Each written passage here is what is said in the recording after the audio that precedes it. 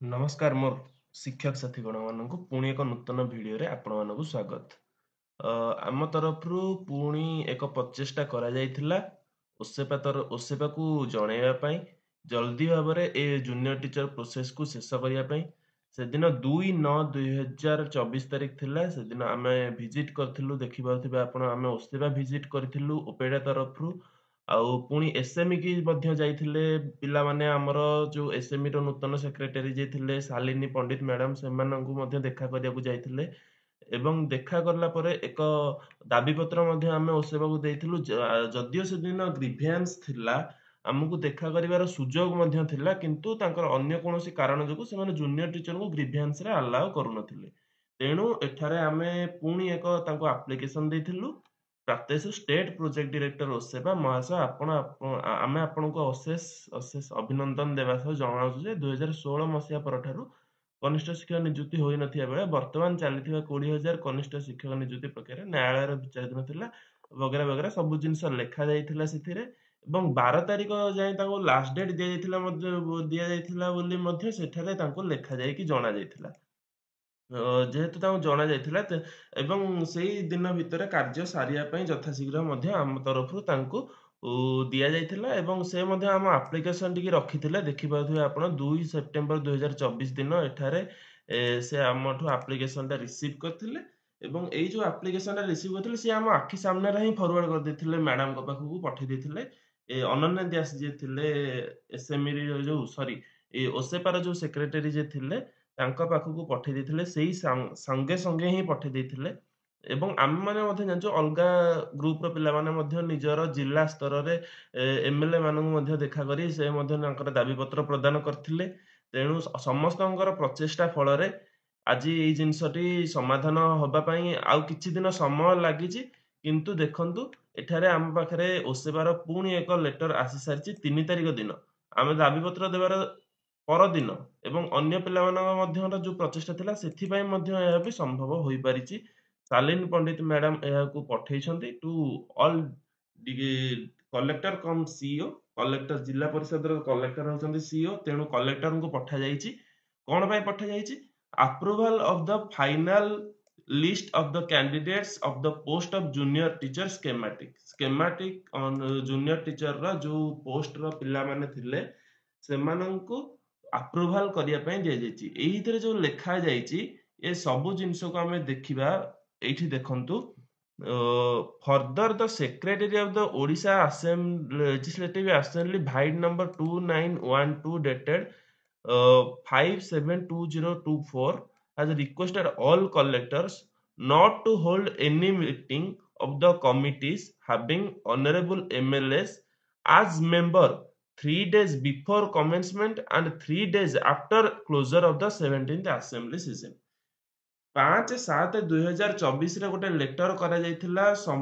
ସମସ୍ତ ଜିଲ୍ଲା ପରିଷଦର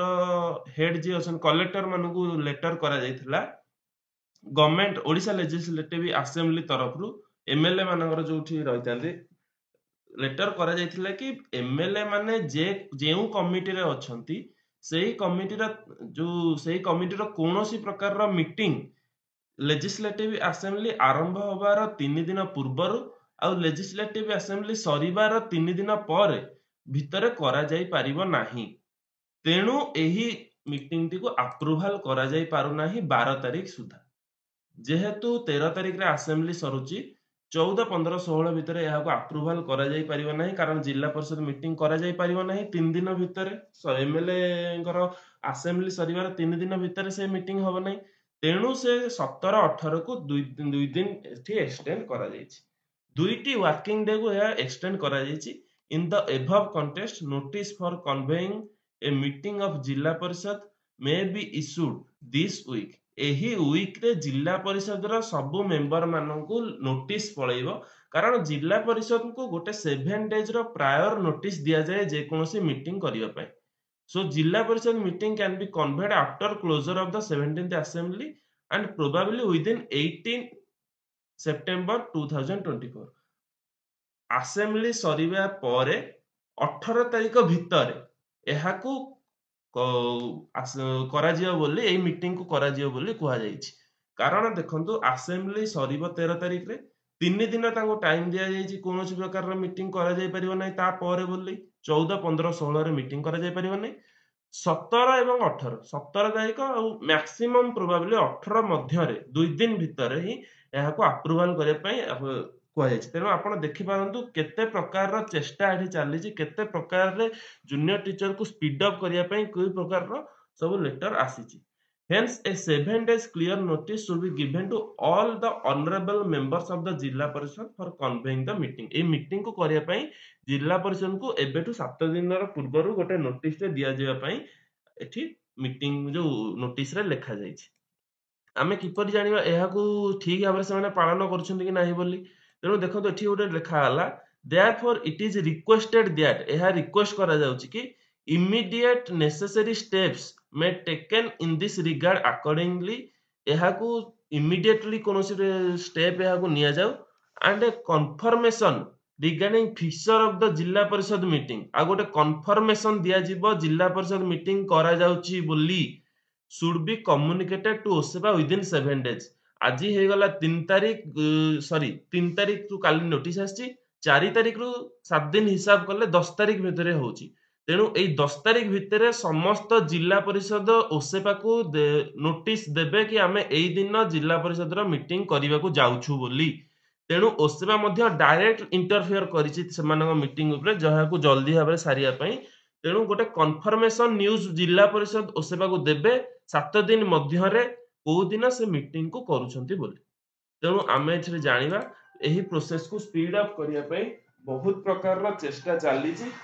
चेष्टा चलिबा मध्य जे पर्यंत जाए हमर ए मीटिंग को एही प्रोसेस को न सरा जाइछि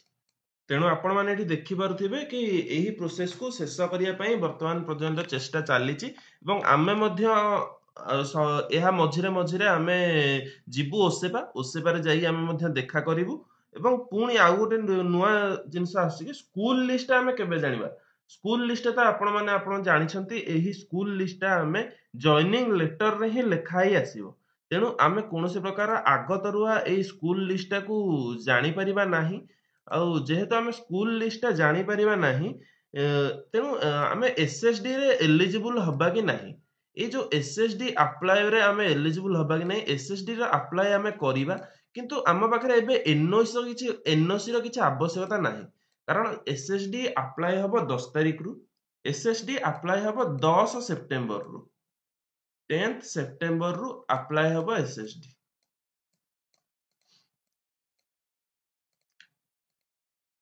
10th सेप्टेम्बर रु एसएसडी अप्लाई हबो 10th सेप्टेम्बर रु अप्लाई हले आपनर ता भितरे जॉइनिंग हेइ जाउनी तेनु आपण प्रथमे आगो जॉइनिंग करंतु जॉइनिंग करि सारला परे हमें देखिबा एहा पर जॉइनिंग पर हमको एनओसी दरकार होउची कि नाही आमे जेहेतु जिंसटा अप्लाई करि साथिबा सेतेले हमको एनओसी दरकार हबो कि नाही जेता जदी आपनर एसएसडी हेइ जाउची से समय आपनर जॉइनिंग बेले एनओसी दरकार होउची आमे से विषय रे कलेक्टर ऑफिस रे आमे आलोचना करिबा जेते बेले आपण माने एलिजिबल हेइ जिवे एसएसडी रा एग्जाम देकी पाई जिवे सेते बेले एसएसडी रा एनओसी पई आमे देखिबा आ जॉइनिंग लेटर केबे मिलिबो फाइनली आपण देखंतु 18 तारिख रे आपणर सरुची 18 तारिख रे सरिला परे मैक्सिमम टू मैक्सिमम आपण माने देखंतु 7 दिन रु 8 दिन भीतर आपण समय नियंतु